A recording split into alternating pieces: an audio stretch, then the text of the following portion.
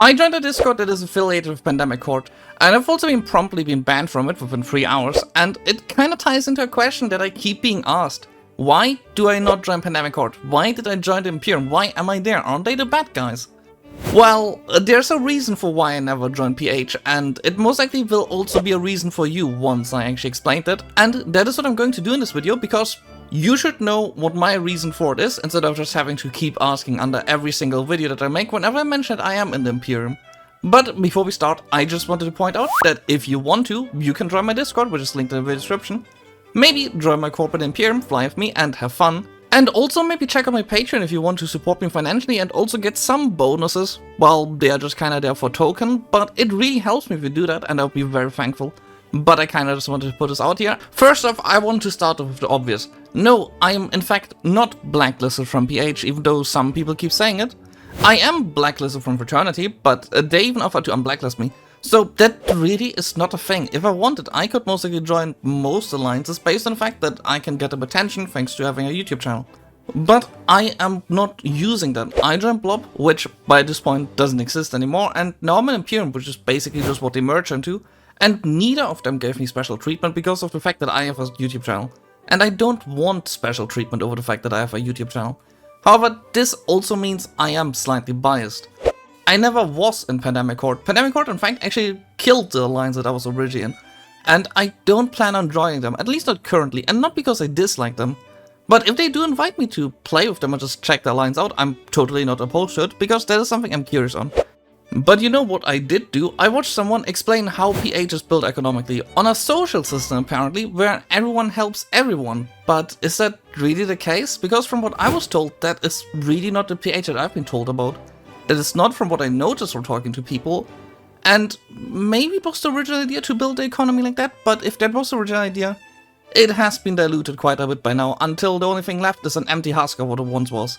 One of the main features of PH that goes through and through it is toxicity.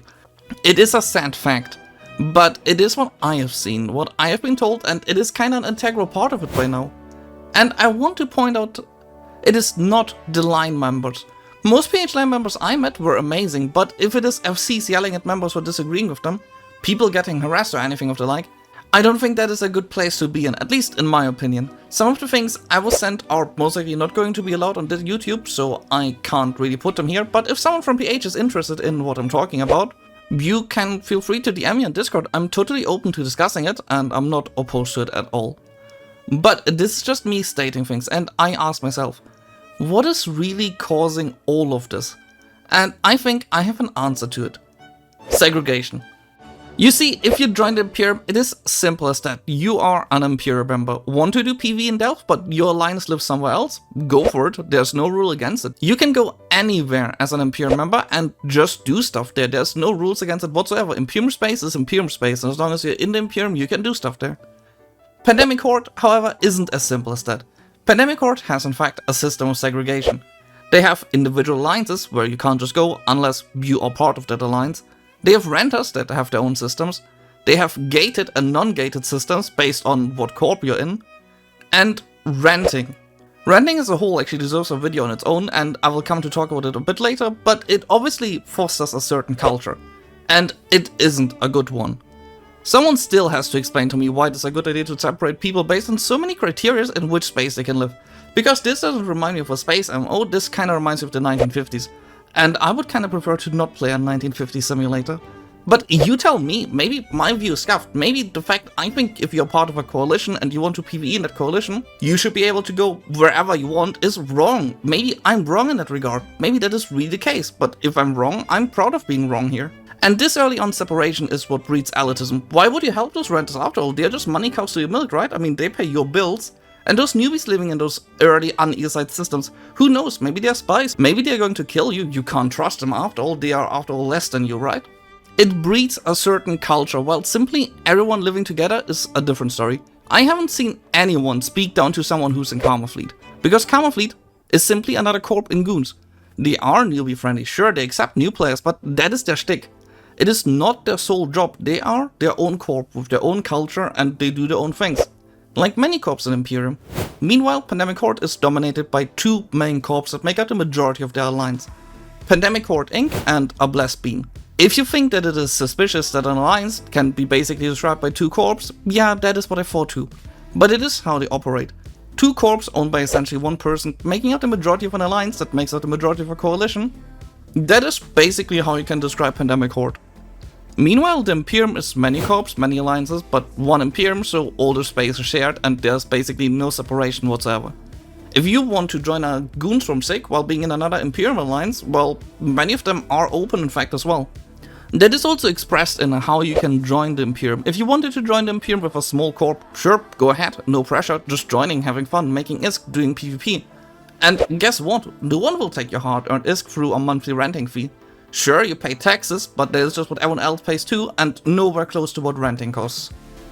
And you can do all of that instead of renting. Renting in itself would deserve its own video, but to just lay out its foundations. Renting is when you as a corp decide you want to live in nullsec, but you don't want to PvP. You can now ask, for example, Pandemic Horde and ask to rent a system. There you will be charged ridiculous prices. Last I checked it was something like 10 billion or something a month for a system in nullsec, and it also scales depending on how big your corp is. So if anyone tells me this less for a small corp, well guess what, if you want more people you have to pay more. Sure, you can easily make it back. But why? Why if you have the option above? It isn't like the Imperium requires drastic PvP activities, it isn't like every Imperium alliance has goons. There's many options. If you just want to do industry, join a small Imperium alliance, state that you want to basically just make money. They might be happy to take you just like that. But maybe my view of Pandemic Horde is scuffed. Maybe they aren't as bad as I keep being told. Many people actually also told me positive experiences, but I'm not able to judge myself. If someone from Pandemic Horde wants me to try them out, I will happily try it and give an unbiased opinion. Maybe I will be totally surprised, maybe I'll be super happy there. But I wanted to make this comment video just because of all the bad stories I heard, all the bad things I saw, from formerly Blue Titans being A-boxed, corps absorbed into Pandemic Horde main, newbies getting bullied. I kinda wanted to share my opinion on this. And yes, my opinion is very one-sided, but I have strong feelings towards this. I was a CEO of a Winter Coalition ever since I started the game, which is in PanFam, aka the big over coalition for the whole alliances there. But that is also why I know it is filled with elitism at the top. People who think they are better than you. I learned it because I was there and made exactly that experience when I was new to the game. Had no name behind me and was basically a no one. Meanwhile, when I was in Blob, I still was pretty much a no one, but they took me and they treated me well. I still remember the leader of Volta Starfleet just giving me 12 billion in ships, so I can try out things with my corp and have fun. His only requirement? Go have fun. And that is what I learned from my time as a CEO in EVE. But this is all from me. I hope you enjoyed the video. If you did, remember to leave a like, subscribe, and maybe check out my Patreon. It really helps me and you do get some benefits from it. But this is everything from me, and I see you next time.